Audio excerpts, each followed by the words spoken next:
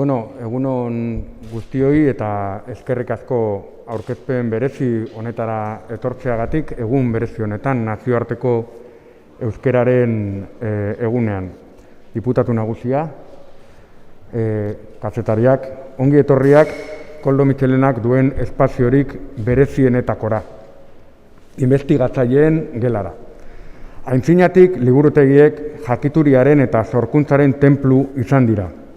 Mendeetan atzera izkutatzen den eta gutxi batzurentzat munduaren sekretuak gordetzen zituen Alejandriako liburutegi hartatik, ilustrazio garaian jakintza unibertsalizatuz liburutegi nazionalak deiturikoak sortu ziren momentuetara.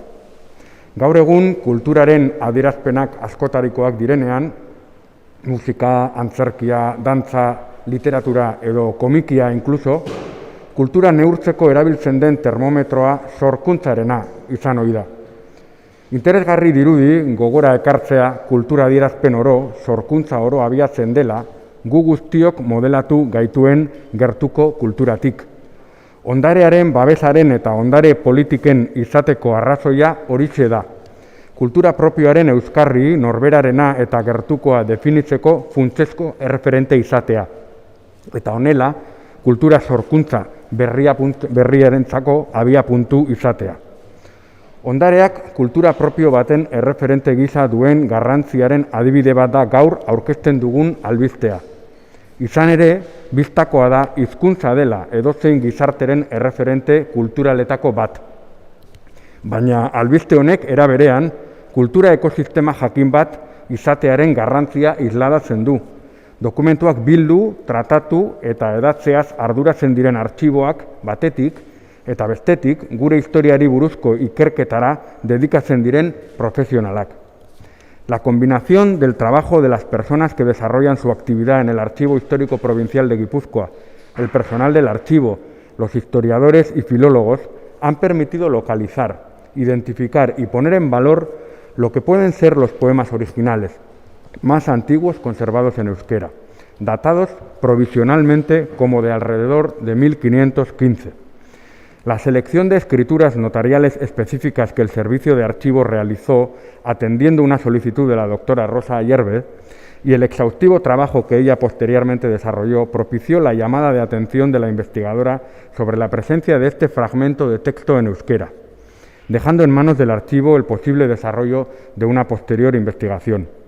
El trabajo del personal del archivo con la ayuda del doctor Yago Irijoa, usuario del archivo y experto conocedor de esa época de la historia de Guipúzcoa, ha permitido disponer de una primera transcripción de ese texto, de muy difícil lectura.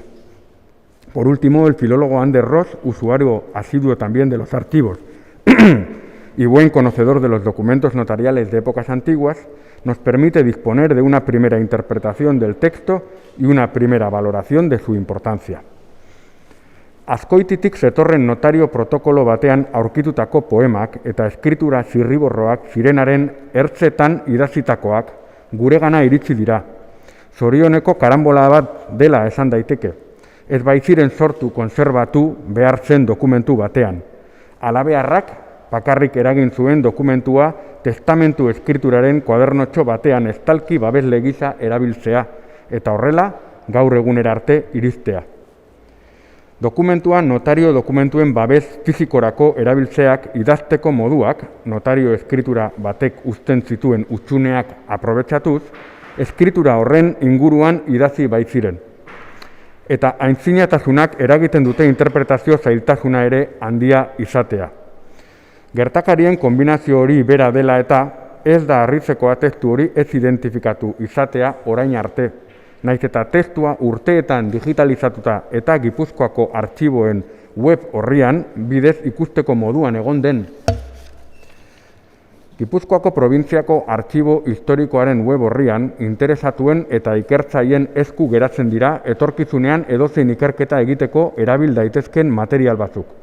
Hainbat euskarritako argazki materialak, poemen testuaren berritze digitala, lehen transkripzioa eta interpretazioa, edo bertsoak sortu zireneko testu inguruaren azterketa eta azterketa paleografikoa baita ere. Etorkizuneko edozein lan modu gardenean erraztu nahi duten materialak dira. No quiero finalizar mi intervención sin dar las gracias a todas las personas que han trabajado para que haya sido posible esta gran noticia.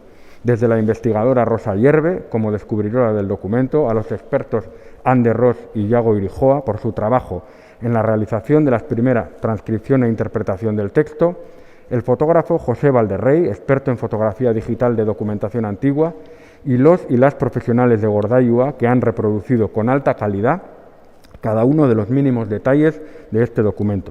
Y, por supuesto, a los y las profesionales del Archivo Provincial de Guipúzcoa que han hecho posible con su trabajo la consecución de este éxito colectivo y, por supuesto, a su máximo responsable, Ramón Martín. Azkenik, foru artxibo historikoetan, Gipuzkoako Artxibo Orokorrean eta Gipuzkoako Probintziako Artxibo Historikoan egiten den lanari balioa eman nahi diot. Eta azpimarratu nahi dut departamentu honek eta neronek diputatu bezala, artxibo horietan dauden agiriak deskribatzeko, digitalizatzeko eta zabaltzeko hartzen dudan konpromezua. Lan eta konpromezu honek baimendu dugu gaur hemen aurkezten dugun testua aurkitu, ikertu eta plazaratzea. Horri esker, gure dokumentu ondarea ikertzaileek erabiltzeaz gain, herritarrengana iriz daiteke guztion ezagutza eta kulturgrina suspertuz. Eskerrik asko.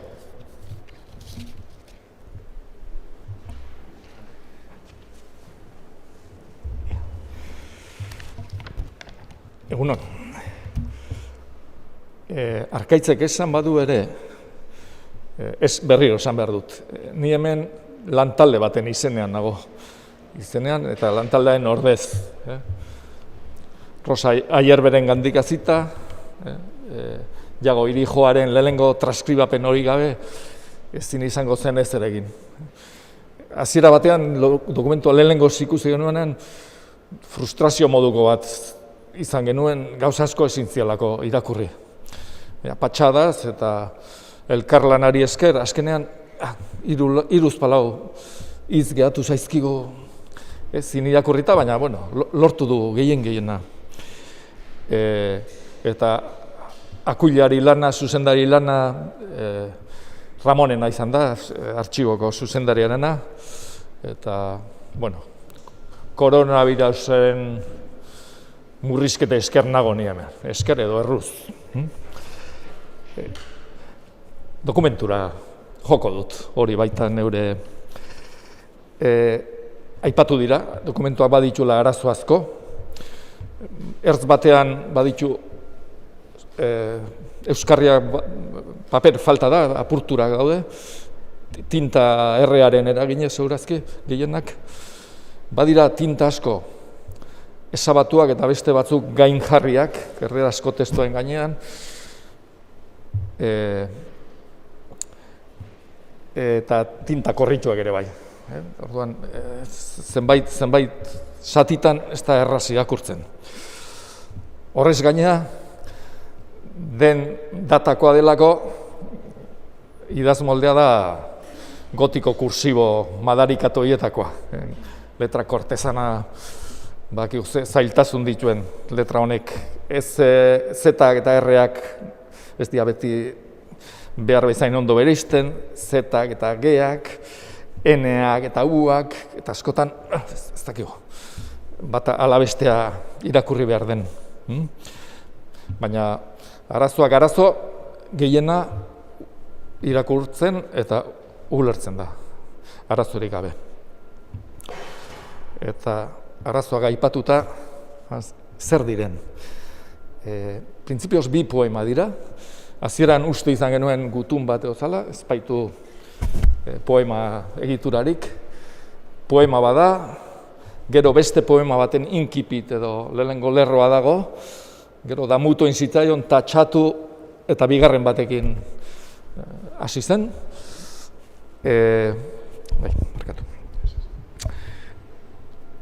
Ez da gorde hauek baino poema zaharragorik, hauek dira euskaraz gorde diren zaharrenak. Honek ez du esan nahi idatzi diren lehenak direnik. Ondo ikusten da, honen aurretik bazegoela tradizio luzea, berehala susmatzen da hori. Eta hau etzela zerotik, utxetik abiatu, hori garbi. egile ez ezagunak orduko lirikako baliabide klitzeak, ereduak baliatzen ditu. Baina baliatzen ditu oso modu inkoherente batean. Hartzen du batetik bestetik, oso interesgarria da baladistikaren historiarako, baina balio lirikorik ez dute bat ere. Euskara aldetik jakina du balio handiena. Eta ez da bat ere argi geratzen zertan ari den egilea, zertan ari den. Zerbait sortu nahirik, lehenagoko poemaren bat gogoratzen edo bir sortzen, praktika kaligrafiko hutsa egiten, ez da bat ere hor kontraesan asko daude. Gauza bitxia da, alde horretatik ere. Hizkuntzaren beste kontua da. Hizkuntzaren aldetik dana da interesgarria. Zer esango du filologo batek, ezta? Ikusten da batetik, hizkuntza finkatu zamarra dagoela. Horrek esan nahi du tradizioa zegoela. Tradizioa zegoela idazten, euskaraz idazten. Poemak edo bestelako. Ez dauka zalantza edo gorabera handirik, variazio handirik. Ez dana idazten du, zehaz, mehatz. Dialektologiaren aldetik, pixka lehendik enekiena berresten digu testuak. Bizkaiera eta Gipuzkera, orain mendebaldeko eta erdialdeko dialektoa deitzen ditugunak, orain baino askoz ere hurbilago zeuden, muga lauzoagoa. Eta honetan oso nabarmen geratzen da. Muga lauzoagoa, baina hala ere Gipuzkoa erdialdeko dialektoaren ezaugarririk behinenak oso ondo markatuta daude. Argi ikusten da Gipuzkoako testua dela. Eta ez hori bakarrik. Ikusten da erdialdeko euskalkiaren barruan mendebaldeko varietatea. Hori da bestetik gehien ezagutzen genuena, eta honekin are gehiago.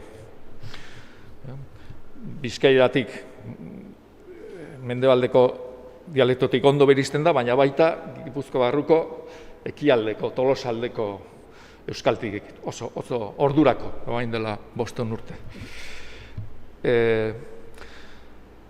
Orain arte esan genezaken Gipuzkera arkaikoa zela euskalki nagusien artean gaizkien ezagutzen genuena. Honekin horri eustea ez da hain erreza izango. Gipuzkoak honekin hartzen du beste dimentsio bat, bere txikian. Eta hola, poemak kontu zehatzetara pasatuta. Poemek, beren txikian, baditu puntu azpimarragarri asko. Besteak beste, hitz berriak ezagutzen ez genituen hitzak, pare bat. Giza ero edo giza eran, gizakia pertsona hiltzea, asesinatzea alegia, hitz hori ez genuen, ez zegoen testatua. Barkazio in, edo barkazio eman, hori ez zegoen nola bere horretan, badira hitz ilunak, ulertzen ez ditugunak. Horra, zieran badago kuler ninduzun, kuler, ez da oso kulez, beste gauza batzuk ere irakur daitezke. Zer bakarra, Ricardo Gómez filologoak iradokia, akaso kurel bezala dokumentatzen da Lazarraga garenean, eta horren forma bat ez ote den, baina ez da irakurketa, ez ezaguna da, iluna. Baditu dialektalismo interesgarriak. Barruna, zeren barruna, barko negarrak, hori da malkoak, markoa zegoen testatua, barko, koz bukaera, ebetikoz, hori azpeitiko testuetan askotan azaltzen da. Gero badira hitz batzuk, hainbat, ezagunak zirenak, baina beste erabilera bat dutenak. Estari, izerdi, igeri, hau ere oso iluna da, bitarteko. Horiek danak zentzu adberbial batekin, ez ohikoa den zentzu batean daude erabiliak. Gero arkaismoak nabaria dira. Bada oso birritan errepikatzen den hitz bat, bekela. bezala, esateko. Hoi Nafarran ezaguna da, Sakana aldean eta Erronkarin, baina ez genuen espero Gipuzkoan mendebaldean olakorik aurkitzea. Eta izan daiteke arkaismoa etimologikoa, Mitxelenak hori iradoki zuen, eta neurk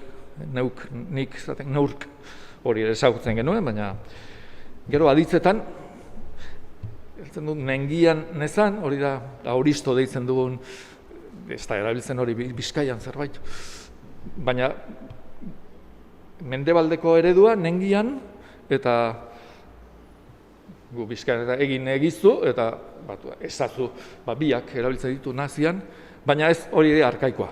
Baina horren ondoan modernoa ere badarabil, nintzen, hiru. Ikusten da, arkaikoa da, baina berrirantzako sistema, satan zitzaidan, baina gero zekidan, biak horrela arkaikoa eta berria. Hau ez ezaguna zen Gipuzkeran, ez zegoen olakorik. Agertzen dira olakoak Isastiren errefrauetan, baina Isasti bakizu Lezokoa zela, orduan ez da Gipuzkera, Nafarrera da. Ez zegoen olakorik Gipuzkerarako, mendebaldekoan bai, eta iparraldean. Oso bitzia dikezut, emango dizut, hori geroaldi zarra, Bizkaiko testuetan agertzen dena, hemen dugu, barkazioa dikezut. Eta badira, japas deitzen digu, behin bakarri dokumentatzen dien formak. Baziren olako bi. Bat zen Belagai, Lazarragaen manuskritoan agertzen da, eta ez zuten ondo interpretatzen jakin, izen propio bat bezala ulertu zuten, eta hemen berriro agertu zaigu, eta orduan ja ez da japasa. Japaz izateari utzi dio, honi ezker. Eta badago este bat oso interesgarria, eta hemen gaudenez gero ezin aipatu gabe utzi daitekena, Lekobidi. Mitxelenak, Koldo Mitxelenak Lekobideren kontra mintzatu zen, baduela izenburu hori duen artikulo sakon bat kontra Lekobide. Mito bihurtu zen ja 19. mendean bukaeran. Eta Mitxelenak arrazoiak eman zituen mito hori eraisteko. Izan zuen intuizio bat hori salbu zela, nisi. Behin agertzen zen Leloren kantan. Lekobidi Bizkaiko jauna, orduan Lekobide, Bizkaiko jaun baten izena zela, eta oraindik biziri dabil. Mitxelenak arrazoi asko eman bazuen ere, horretan ez sinisteko. Eta hemen berriro, hamarkada batzu lehenago, Lekobidi gizon gaztea, salbu gizon gaztea. Argi, ezan nahi argiarekin. Mitxelenak beti bezala bere zorrostazunez eta zurtziaz bete-betean asmatu zuen. Eta hemen dugu hain frogantza. Eta mito horri beste sastakada bat emateko aukera. Eta oso labur hori neukan ezateko.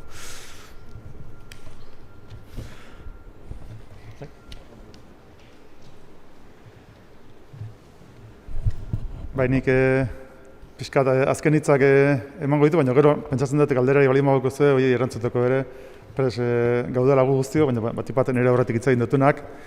Esan beharra bukat, lehenik eta bain, nire espazio hau niretzako, Koldo Mitxelena, baina espazio gela hau niretzako oso kutsuna dela, zer nire egon nintzen, orain dela urte pila bat, hemen tesia idazten, ez nuen bukatu, baina ia urte bete egon nintzen nire hemen, egunero etortzen, behasain dikon atren hartuta, ia urte bete ondan agoni espazio honetan, eta ordu ezkeoztik ez nintzen etorri, beraz, netzako horitzapen oso politia dazka leku honek.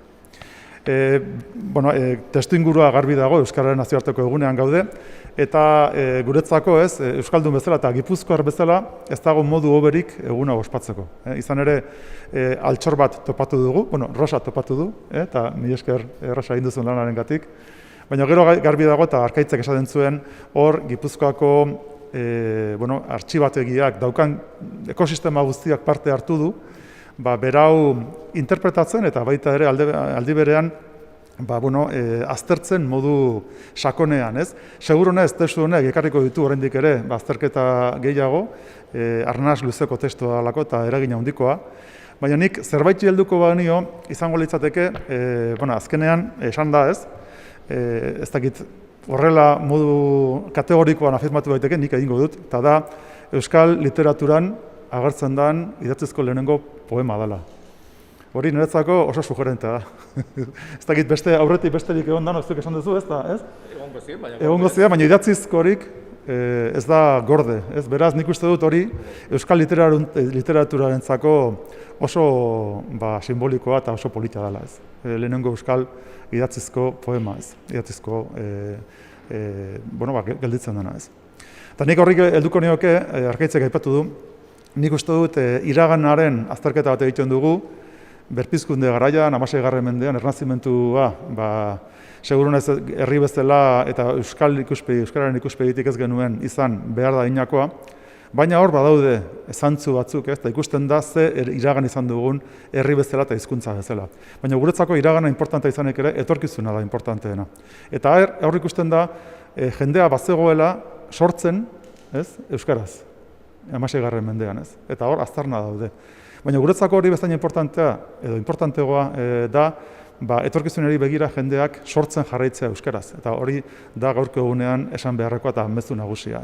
500 urte pasa dira, gure hizkuntza bizirik dago, eta jendeak oraindik ere sortzen ari da euskaraz. Eta nik uste dut hor, herri bezala, sortzaileei euskaraz sortzen duten, azkenean idazle eta artista guztiei gure errekonozimentua eta gure auspoa eman behar digula. Iragana ederra da, iraganak testigantza berri ekartzen dizkigu, baina guretzako importanteena une honetan etorkizuna da. Besterik gabe, nik esan, berriro zoriondu nahi ditu dela, azkenean altxor hau topatzeko eta interpretatzeko ahaleginak egin dituzten persona guztiak, eta jarrai dezatela lan berdinarekin, eta agertuko dira altxor berriak, espero dut, lanaren poderioz, pixkanaka horrelakoak azaltzen direlako. Eta, guretzako bintzat oso berri politxa da, eta gaina esan dezakegu Gipuzkoar bezala, bereziki harro gaudela testu hau agertu delako. Eta besterik gabe, galdera balin baduko zuen?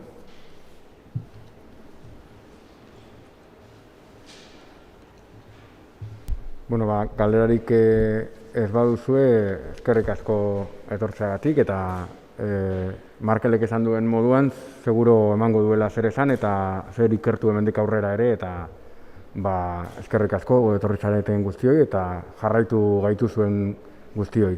Eskerrik asko.